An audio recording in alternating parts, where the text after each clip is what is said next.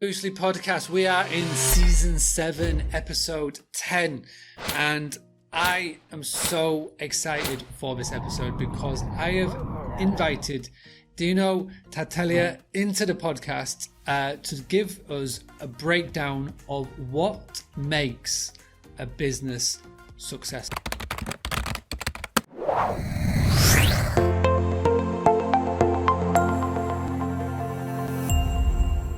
For this episode, I wanted Dino to come in and I wanted him to share some of the successful traits, and I also wanted him to share what he sees as being some of the biggest mistakes that he sees business owners make. So there are 5 what we call fatal mistakes if they're not trapped. First one is obsession, and that is nobody likes to be told that their baby's ugly.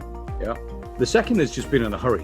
We call it the need for speed. The third thing is what Alan Greenspan, who was the chairman of the Fed, called in the 90s, irrational exuberance. We call it the thrill of the chase. There are two other things to pick up. I'll actually pick the last one first because I've just kind of alluded to it, and that is we call it no spare toilet roll.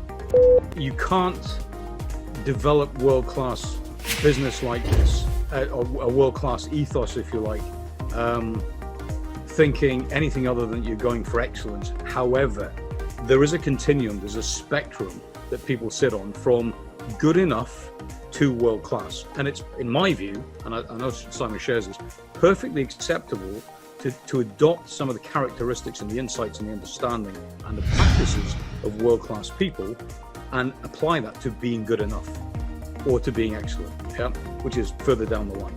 Perfectly okay. So I don't want any of the guys thinking, oh, well, you know, I don't need world class. That's not who I am.